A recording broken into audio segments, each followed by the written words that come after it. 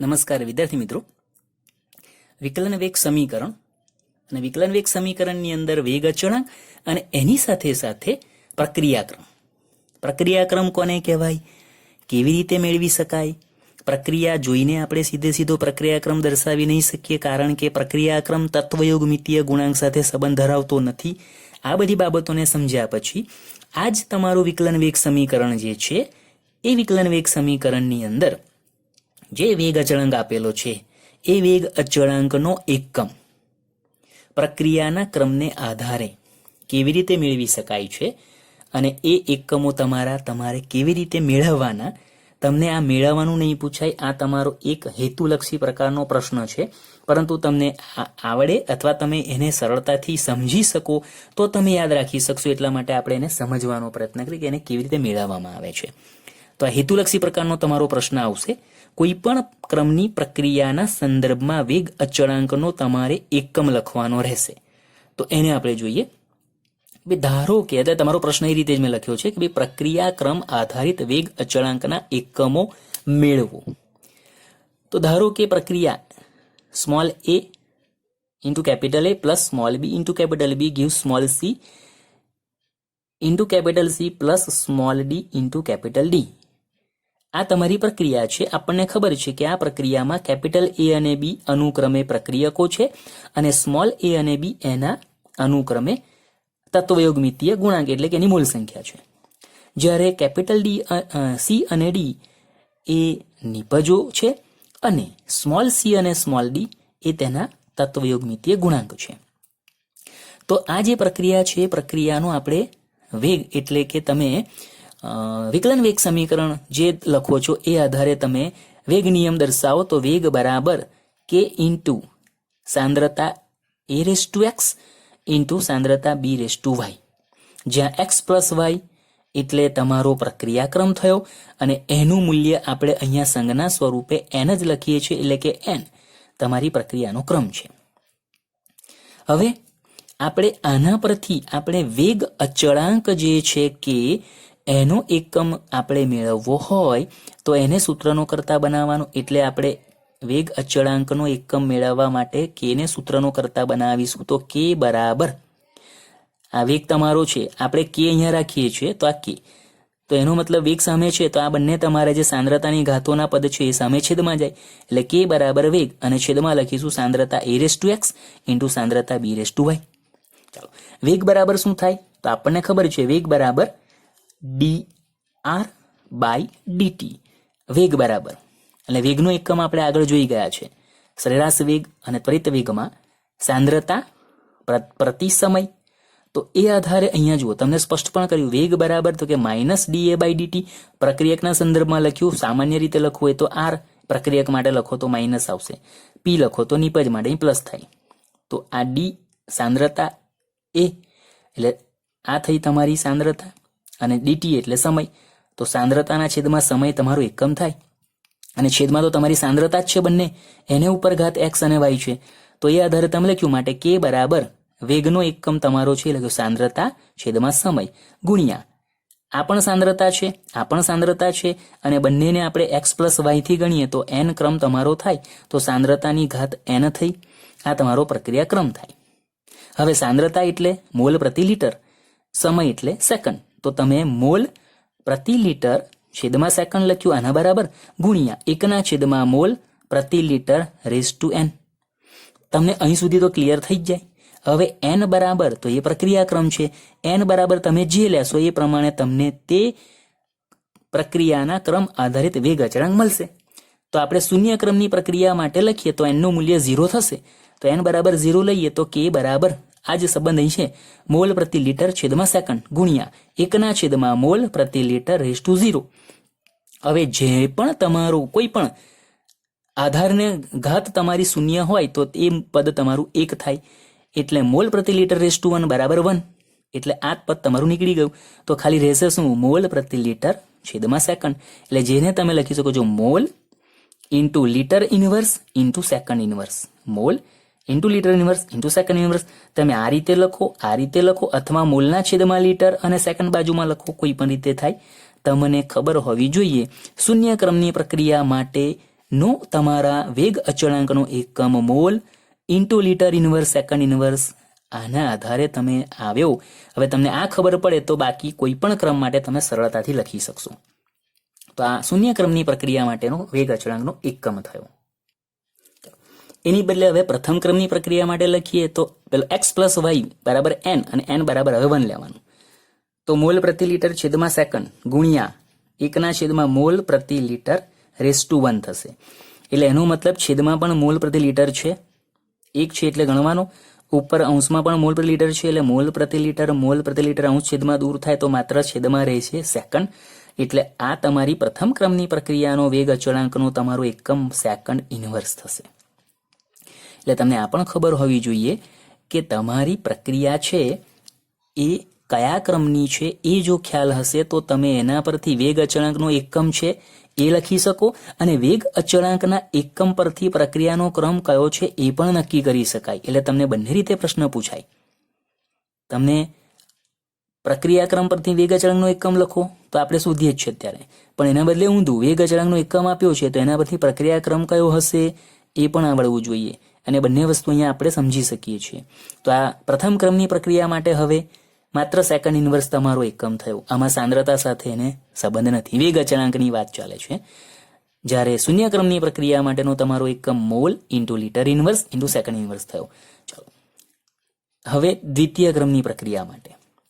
તો દ્વિતીય ક્રમની પ્રક્રિયા માટે લખીશું તો એનું મૂલ્ય 2 થાય અને 2 છે એટલે તમારો k બરાબર મોલ પ્રતિ લીટર છેદમાં સેકન્ડ ઇન્ટુ 1/, મોલ પ્રતિ લીટર રેસ ટુ 2. છેદમાં મોલ પ્રતિ લીટર 2 વાર થયા એટલે મોલ પ્રતિ લીટર ગુણ્યા મોલ પ્રતિ લીટર, એમાં 1 મોલ પ્રતિ લીટર અંશમાં છે, છેદમાં દૂર થશે એટલે છેદમાં 1 તમારા વધારાના મોલ પ્રતિ લીટર રહેશે. તો એનો મતલબ બધું છેદમાં જ છે. સેકન્ડ 1/, સેકન્ડ અને 1/, મોલ પ્રતિ લીટર પણ છે. તો તમે એને આ રીતે પણ લખી શકો, સેકન્ડ ઇન્વર્સ ઇન્ટુ મોલ પ્રતિ લીટર રેસ ટુ -1 અથવા મોલ પ્રતિ litre raise to -1 into second inverse આવું પણ લખાય. એને બદલે તમે આ છેદમાં લીટર છે તો તમે લીટરને ઉપર લઈ લો તો litre into mall inverse into second inverse પણ લખાય અથવા mall inverse litre into second inverse પણ લખાય. હવે એ પણ તમને ક્લિયર હોવું જોઈએ, કારણ કે તમને એવું નથી કે સીધું જ આપશે, આવું બેઠું આપે. આ રીતે પણ આવે અથવા મેં કહ્યું litre into mall inverse into second inverse લખાય તો પણ આ તમારા દ્વિતીય ક્રમની પ્રક્રિયાના વેગ અચળાંકનો એકમ છે એવું તમને ખ્યાલ આવે. મોલ પ્રતિ લીટર છેદમાં 1 વાર છે, સેકન્ડ ઇન્વર્સ તો તમારો બધામાં આવે જ છે, છેદમાં 1 વાર આવ્યો એટલે એનો મતલબ તમારો દ્વિતીય ક્રમ થયો. હવે એની જગ્યાએ અહીંયા n બરાબર 3 હોય તો એનો મતલબ અહીંયા તમારે છેદમાં અહીં 3 આવશે અને એ આધારે ઉપર 1 મોલ પ્રતિ લીટર તો છે જ એટલે તમારે છેદમાં 3માંથી 1 ગયા એટલે 2 રહેશે. હું તૃતીય ક્રમની પ્રક્રિયાના સંદર્ભમાં વાત કરું છું. તો તૃતીય ક્રમની પ્રક્રિયાનો તમારો હવે વેગ અચળાંકનો એકમ થઈ જશે મોલ પ્રતિ litre raise to -2 into second inverse. બરાબર. પછી તમે એને બ્રેકેટમાંથી બહાર કાઢીને લખો તો તમારે mall raise to -2 into litre square into second inverse થાય અથવા litre square into mall raise to -2 into second inverse, કોઈ પણ રીતે લખાય. પણ અહીંયા તમારે -2 થયા તૃતીય ક્રમની પ્રક્રિયા માટે. ચાલો એ જ રીતે ચતુર્થ ક્રમની પ્રક્રિયા હશે તો હવે સીધા લખી શકાય, 4 છે તો -1 -3 રેસ ટુ -3 થાય. સાતમા ક્રમની પ્રક્રિયા હશે તો રેસ ટુ -6 થાય. તો n ક્રમની પ્રક્રિયા હોય તો 1 - n. જે તમારો ક્રમ છે એના કરતા 1 ઓછો આવે તો તમને n ક્રમ કીધો તો એ તમારો 1 ઓછો લખવાનો એટલે 1 - n લખશો.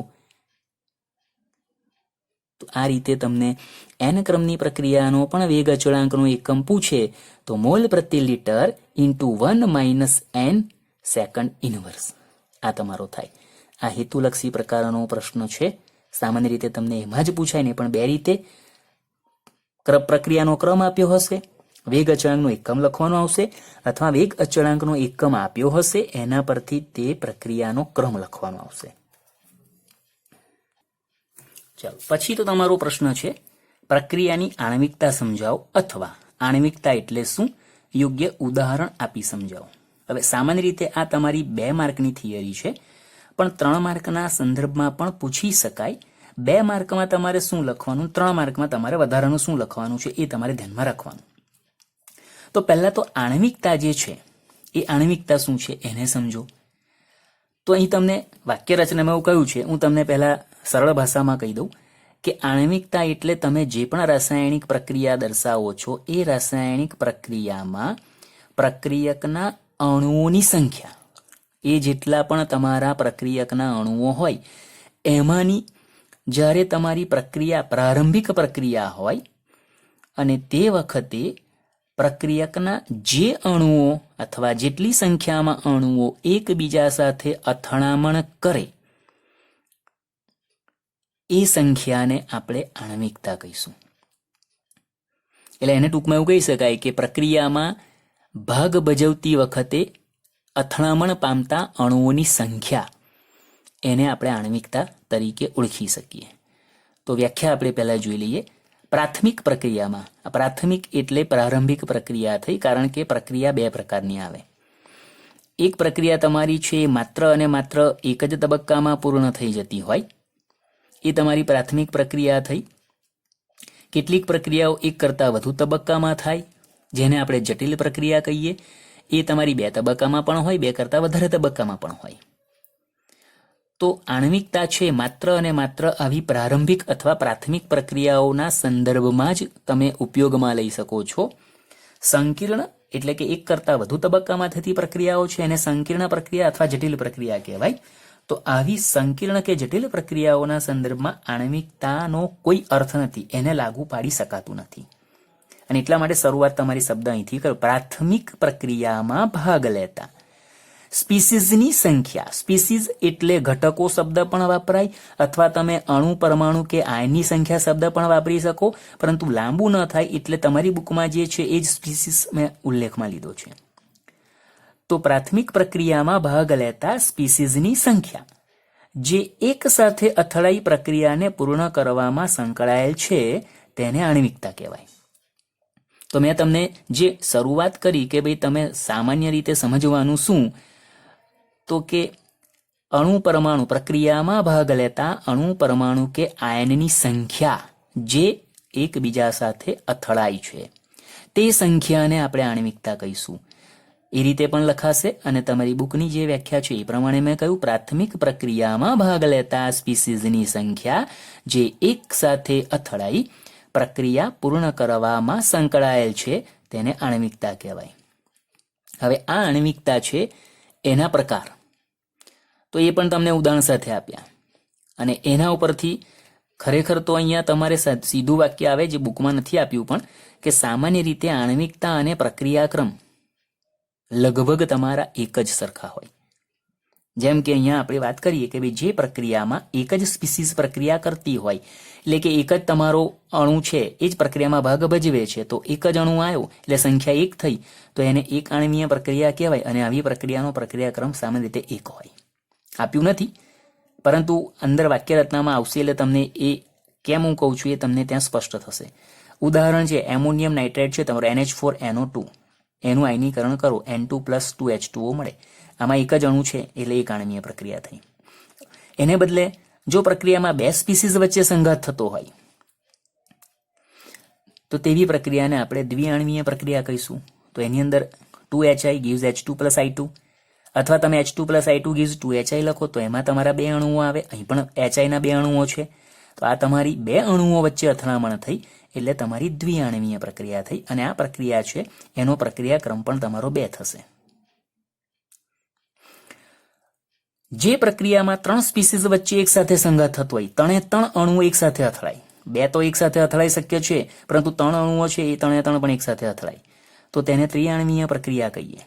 જેમાં 2NO+O2 gives 2NO2, આમાં જુઓ 2 NO ના અને 1 O2 નો 3 અણુઓ છે એક સાથે અથડાય છે. એટલે સ્પીસીઝ મતલબ અણુઓની સંખ્યા, એટલે મેં તમને સાદી ભાષામાં પણ શબ્દ વાપર્યો. હવે ત્રિઆણ્વીય થયું તો ચતુર્થાણ્વીય શક્ય નથી, કારણ કે કોઈ પણ પ્રક્રિયા છે એમાં વધુમાં વધુ એક સાથે જે સંઘાત અનુભવતા અણુઓની સંખ્યા છે 3 હોય, 3 થી વધુ અણુઓ એક સાથે સંઘાત અનુભવી શકતા નથી. એટલે એનો મતલબ અહીં તમને આપી દીધું છે 3 કરતાં વધુ સ્પીસીસ ધરાવતી પ્રક્રિયા 1 કરતાં વધુ તબક્કામાં થતી હોય છે. એક સાથે નથી અથડાતી, હોઈ શકે ખરી, પરંતુ એક સાથે ન અથડાય એટલે તમારી ચતુર્તાણવીય પ્રક્રિયા એવું ન કહી શકાય, કારણ કે આવી પ્રક્રિયા પછી તમારી 1 કરતાં વધુ તબક્કામાં થઈ ગઈ.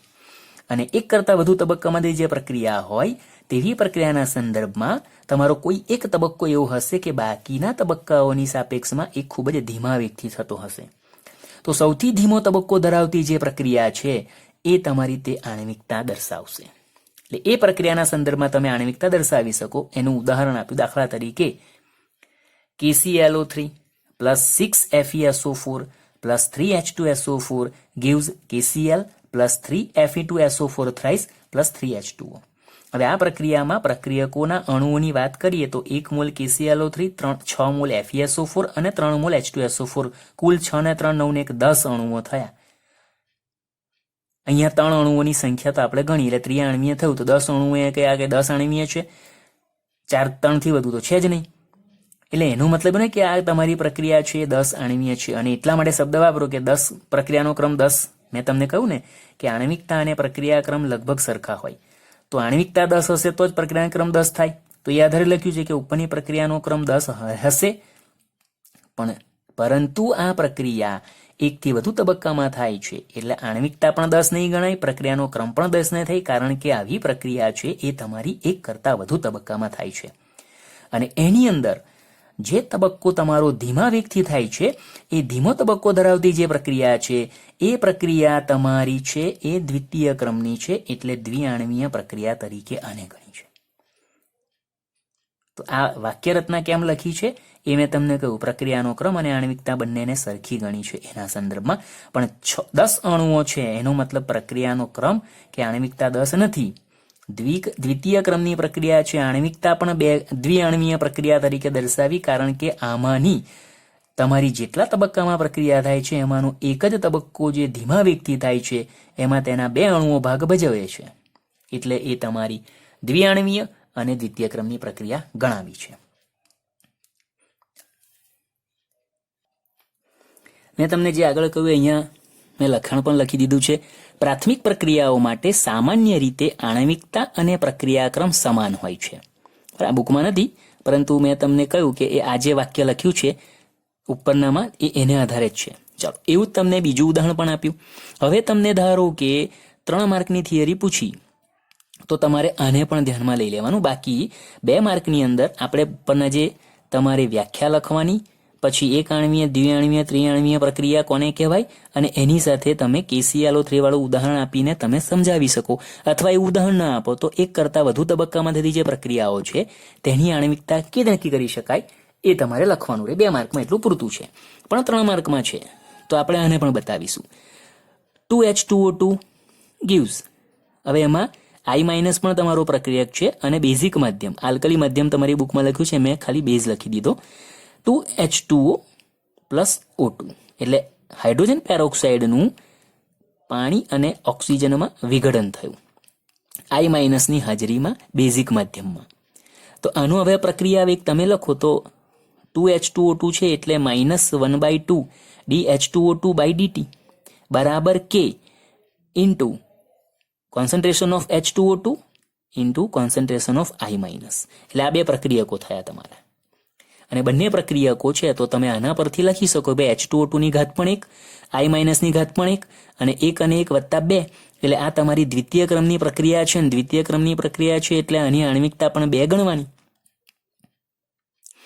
વેગ નિયમ દર્શાવે છે કે મેં તમને જે કહ્યું એ વાક્યરચનામાં આપ્યું. પ્રક્રિયા H2O2 અને I- ના સંદર્ભમાં પ્રથમ ક્રમની, H2O2 ના સંદર્ભમાં પણ પ્રથમ ક્રમ, I- ના સંદર્ભમાં પણ પ્રથમ ક્રમ, બંને પ્રથમ ક્રમ એટલે દ્વિતીય ક્રમ થાય તમારો.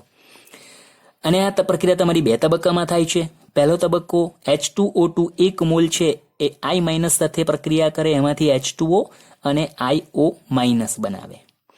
બીજો તબક્કો જેમાં ફરી પાછો બીજો H2O2 નો અણુ છે એ IO- સાથે પ્રક્રિયા કરે, એમાંથી તમને H2O અને I- પ્લસ O2 બનાવે. સમીકરણ તમારું છે એનો સરવાળો કરો તો તમને 2 મોલ H2O2 મળી ગયા, I- ડાબે જમણે દૂર થયા, IO- ડાબે જમણે દૂર થયા, 2 મોલ H2O અને 1 મોલ O2 મળે. હવે અહીંયા 2 તબક્કામાં તમે જુઓ કે પહેલો તબક્કો છે એમાં તમારે આઈઓ માઇનસ બનવાની તમારી જે સરળતા છે અથવા તો એ આઈઓ માઇનસ બનવાની તમારી વેગ છે અથવા સાંદ્રતા છે એ તમારી બીજા તબક્કાની અંદર એ જ પાછો તમારો પ્રક્રિયામાં વપરાય અને તમને એમાંથી નિપજ સ્વરૂપે એ તમને જ્યારે મળે ત્યારે અદ્રશ્ય છે.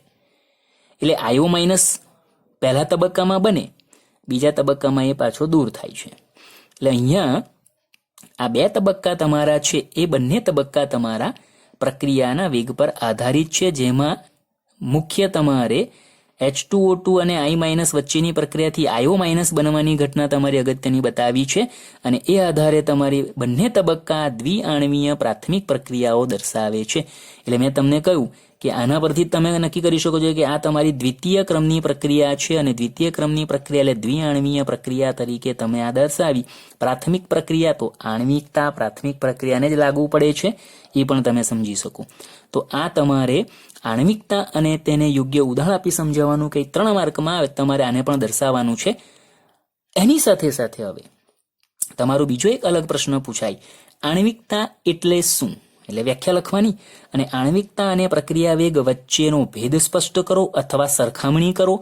તો તમારી વ્યાખ્યાનો એક મુદ્દો અને બાકીના 3 મુદ્દા થઈને તમારા 2 માર્કનો આ પ્રશ્ન પણ આવી શકે. તો એની અંદર હવે જુઓ આપણે કે ભાઈ આણ્વિકતા અને પ્રક્રિયા વેગ પ્રક્રિયા ક્રમ, આ વેગ નહીં પ્રક્રિયા ક્રમ વચ્ચેનો આપણે ભેદ અથવા સરખામણી કરવાની છે.